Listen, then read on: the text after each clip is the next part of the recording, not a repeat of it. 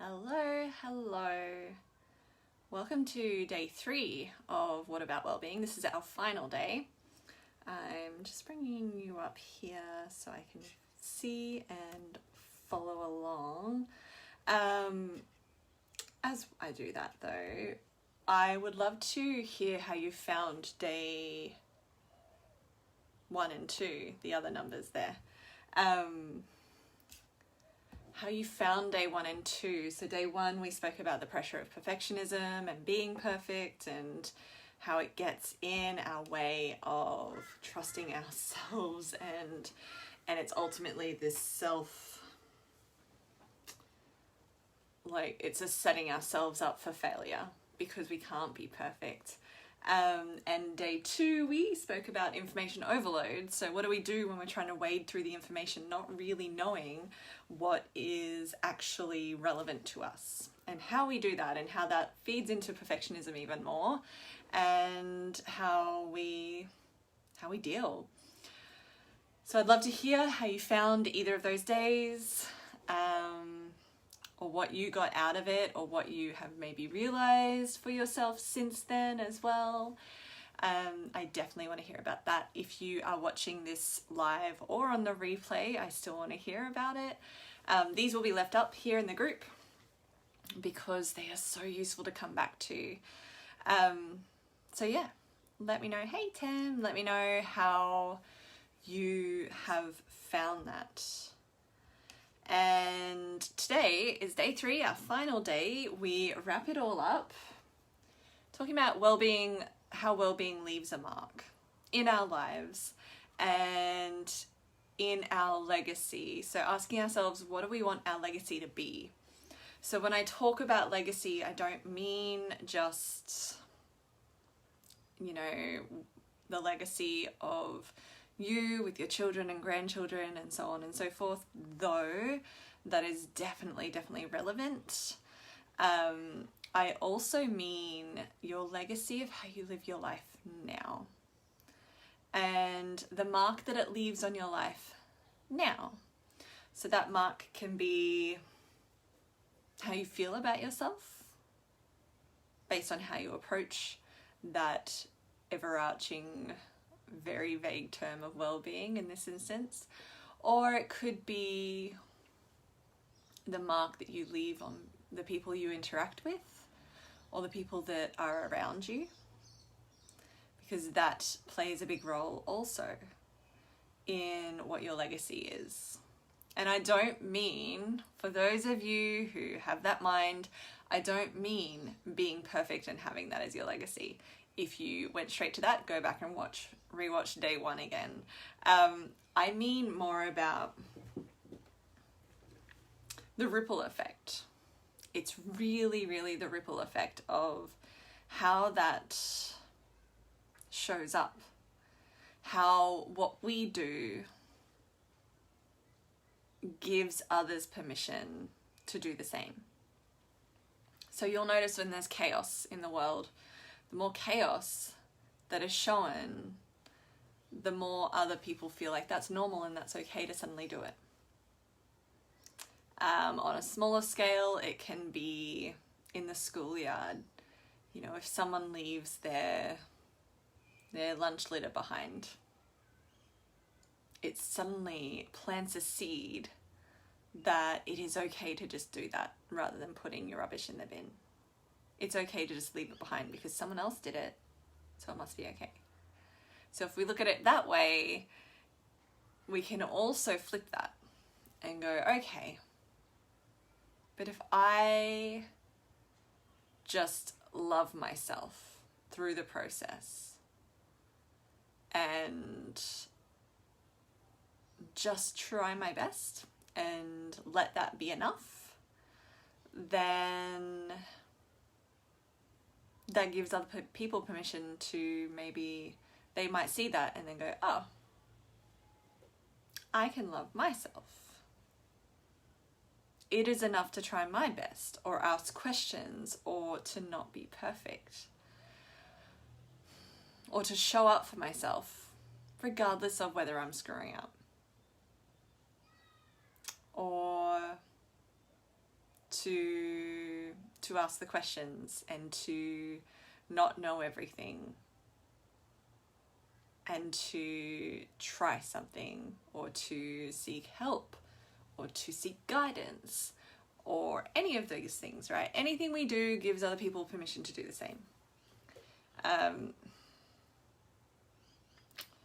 So it's really about the legacy of how we live our lives.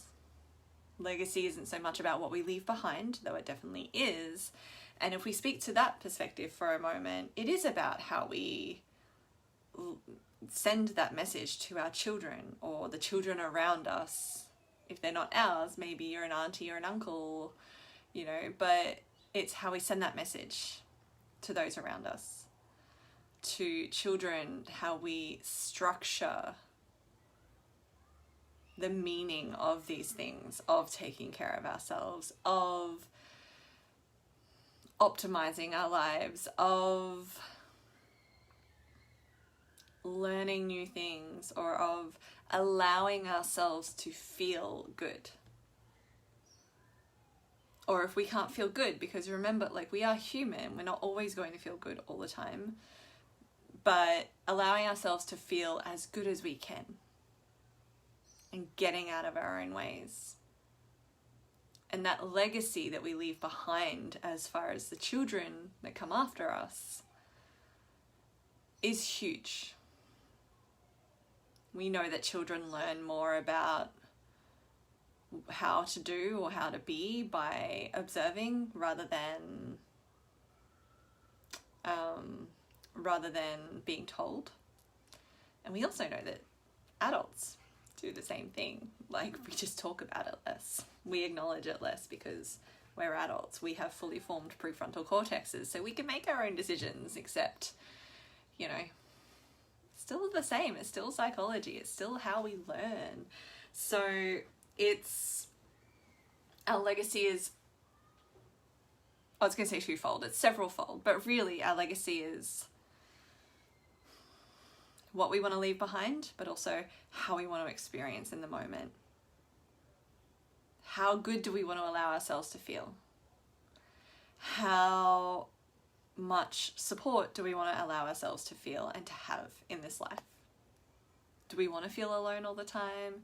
Do we want to feel like we're isolating ourselves because we cannot be perfect in our well-being practice? Or do we want to feel like we don't have to be perfect, but we have the resources to do better than ever? It's funny what happens when you give yourself permission to not be perfect.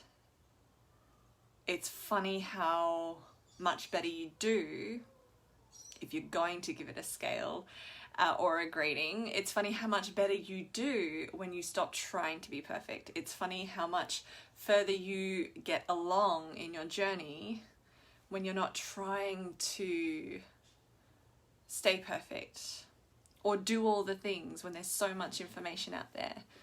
Sometimes it's the smaller things. Sometimes it's knowing, again, as I mentioned yesterday, knowing what things are most efficient for your energy and time, and valuing your energy and time enough to not have to try all the things blindly just to get a response or to figure it out. How is this landing for you? Because our legacy is, we always feel like it's not us, or it's later when we're older. But nothing could be further from the truth. Our legacy is now. The mark we make is now. It's not reserved for poets and writers and artists and musicians and, you know, all of those who have this bigger perceived, this bigger visibility in the world. We all have our mark to leave, and how we take care of ourselves is the biggest part of that. How we speak to ourselves or treat ourselves is a huge part of that. Because when we treat ourselves kindly, And this is well-being in general. But when we treat ourselves kindly, we set a new standard for other people to do the same. We give permission for them to do the same, but in doing so, it sets a new standard. So it's really asking, I guess the question is really to ask, what kind of legacy do you want to, what kind of mark do you want to have on the world now?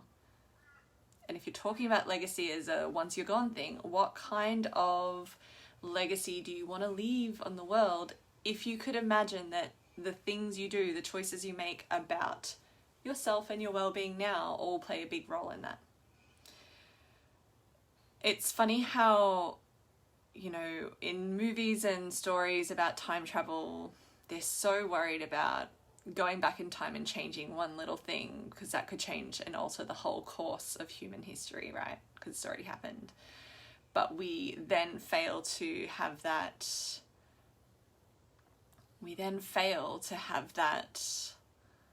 perspective that all the little things we do now have the same impact on the course of future history. We forget that there are big things that we can do just by doing the little things. We forget that it's little by little does the trick, rather than trying to achieve all of these huge imagined things. So, hey Heather. So leaving our mark isn't just for when we are old and grey or, you know, anything like that. It's really for now. And I really like that history analogy of the time travel, because it's true. We focus so much on the past because we perceive that history has already happened. So we don't want to change it because we don't know the unknown. We don't want the unknown, right? But we forget that we're creating history in the most mundane sense. We are creating history each day. We are contributing to it through our choices. It's the whole you vote with your dollar element. It's the whole you choose what you say because that has a ripple effect out to other people. It's the whole thing. That is our mark. That is our legacy. And it's not to say it's this big, huge, insurmountable thing. It's saying, and it's almost empowering you to remind you that we each have a legacy. We each have a mark. And this isn't meant to be some some phony motivational bullshit either. It's really just the reality of living these lives. So how, with our well-being, how not just physically healthy, but how mentally and emotionally healthy do you want your experience to be? How mentally and emotionally healthy do you want to create the spaces that you exist in? Do you want to create space for yourself to do what's right for you? That's all your mark. That's all your legacy. And no amount of perfectionism will do that for you. No amount of taking on all of the information that exists in the world. And we are in an age of information. No amount of taking all of that on and trying to do all of it, or allowing ourselves to just remain lost and stuck in trying to do all of it because we don't know what's best for us, will serve you. So I love this kind of food for thought for this exact reason, because it just allows us to ponder that and maybe do things a little more on purpose. Beyond well-being, but it all feeds into it, right? But do things a little more on purpose. Who do we spend our time with? Or who do we spend time listening to? Who or how do we fuel our bodies or move our bodies? And why? Is it because of the pressure that we're told that we should try this diet, or that we should all be doing this particular exercise thing and that's it, nothing else? How do we create the environment that we live in? Whether, you know, the space that we live in, inside the rooms that we exist in, the house, that space, or where we live. Do we ignore that deeper yearning for somewhere that we may want to be, but talk ourselves out of because we can't explain it? Look, if there's nothing else that this fucking pandemic has told me and has taught me, is that the more we try to figure things out logically, the more impossible they become. But things get figured out all the same if we just kind of take it step by step and trust our gut and trust our feelings and trust that what we want is enough to allow ourselves to work towards it. If nothing else, that has been the biggest realization I've had. There's been plenty more, so there has been other things, but it's, if we try, so true, hey Tam, if we try to figure things out logically, like with COVID, if we tried to figure it out logically, like, okay, if we do this, then it should go away by this, it's going to feel impossible. It's going to feel insurmountable. Logic plays a role for sure. However,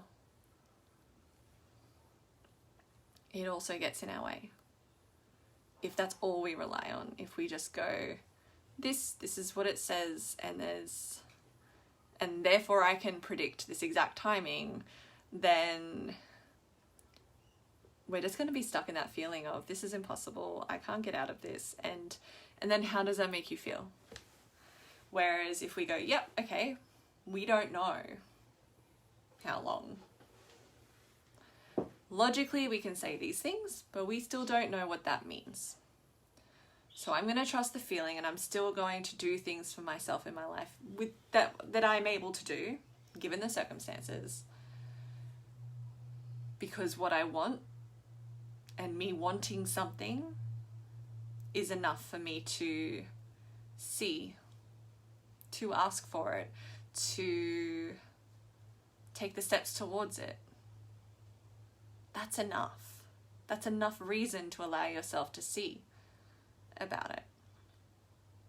That's the kind of legacy that's really important. So, how's that feeling? Do we have a newer understanding of what legacy means for ourselves? And I can't tell you what it means for you. This is the whole thing. Do we have an understanding of what it means for ourselves? Is there a clearer version? Even if it's not clear yet, is it like a little seed sprouting that's like, maybe this? And it's learning what that is. Could be. It really could be. So with that, I wanted to, if you didn't catch me yesterday, it's a reminder. If you did, it's another reminder. Speaking of legacy, because this is a topic that I feel is really important to allow people to step into fully for themselves. Not in a way that I can tell them what to do, but in a way that I can guide and help them find their own way in what is right for them. So I've created a 12-week program. The doors are open for it now. It starts on the 26th of October. So it is called Redefine Your Legacy. We use a platform, a science-based platform. See, there's a logic that tells us the things that we can know. We use the platform where you get 12 months membership as part of joining the 12-week program, because it's not my platform, but I coach from it. So you get 12 months membership to the platform, but you also get the 12 weeks one-on-one session with me as well as the group. And we go through all the aspects of life, of the well-being that, or of life that fills up our well-being cup. So instead of just looking at, you know, the examples of food and fitness, they are very important. but they are also sometimes touted as the only things that are important, which is incorrect. We also look at environment, your place in which you live and how that works for you, your way you work best to thrive, how you think and use your mind, and when you use your mind and what you use your mind for, and how you socialize, how you love, how you express that love, and how you use your energy socializing as well. And it's different for each person. So doors are open for that. I will share the link. And it is going to be an amazing 12 weeks of exploring those things. And the benefit of doing this as a group is that we learn how people are different, that there are going to be differences for people. So we have this capacity to cultivate more empathy and understanding. So we feel a little bit more peace when we don't quite understand why someone else might want things the way they want. And I'm just really excited about it. I'm so excited because I know there's so much value and empowerment within this program, and it does run for 12 weeks. So technically it really, from start to end, it'll run for 14. We have a 2-week break over Christmas and New Year in there. So it's 12 active weeks. We have a 2-week break, and then the last, I think 4 weeks, or the last month or so, must be 4 weeks, is in January. So we can really bed it into the new year, but it's a process that we start earlier on in this year because there is way less pressure. You know, when you get to the new year and you have all this pressure, if you start it earlier on, you're already in the process, you already have a clarity. We have the break, and then we can bed it in those final weeks, and it's amazing. So all of this is based on science, your biology, epigenetics, your chronobiology. It includes things like Ayurveda and Chinese medicine as well, because it's balanced and they have such wisdom in them themselves. So the understanding that you learn about your biology and your needs is really, really well researched over decades. And that's the part I love about it, is because we can trust that, and then we can dive deeper into it on a somatic level of how we hold things, beliefs, emotions, everything in our bodies and in our brains and in our minds, all of those things. So I'm very, very excited.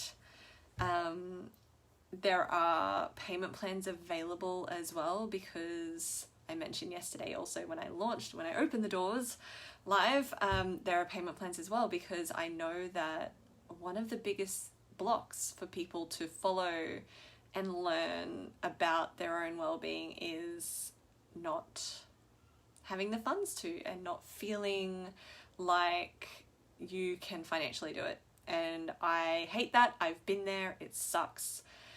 So there are payment plans available if you need that as well. It's really just to make it simple.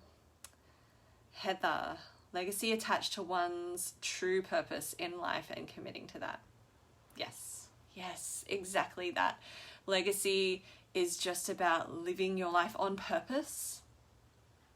And if you don't know what your purpose is, I don't feel like we all have just one big purpose, right? We can have little purposes, but our purpose to life is living on purpose, what feels right for us in this moment. We don't have to understand the greater scheme of things, but being true to ourselves and what feels like is our highest good and purpose in that moment, that true purpose, is perfect. And that is our legacy. I love that. You got it. So I will leave it there for today. Thank you so much for joining me for this 3 days. This What About Wellbeing live stream series has been so fun to do. I've really enjoyed it. I feel like I've gotten heaps out of it as well. And I'll leave you with the link for Redefine Your Legacy, because it is going to be so great. It's this container where we get to explore. There's a community, but also you learn a shit ton about yourself in the platform that we work from, that I set you up with as part of your joining the program. That includes that 12 months membership, as I mentioned. So you learn so much from the platform, and you have access to that for the 12 months. You can renew it at the end, but you have access to that. But also how we dive into it, how we practice it, how we redefine the stories that we tell ourselves, how we redefine how we approach what we feel in our bodies about certain things, and have this ultimate deeper understanding of ourselves as a result. It feels life-changing in the biggest way. So yeah, let me know if you have any questions about it. Please reach out. The link will give you all the information initially, and you can sign up from there as well. In fact, you'll need to sign up through there because that's where it's kind of hosted. But if you have any questions in the meantime, definitely please reach out, send me a message and ask. I am happy to talk to you about it. If you're not sure of how it might help you, I am happy to talk to you about it and have a chat and see and hear, just based on what you have to say, how it might help you as well. But thank you for joining me for this live stream series. It's been so great. It's been so much fun. And yeah, I love it. I love it all. So thank you guys as well. Have a beautiful, beautiful day.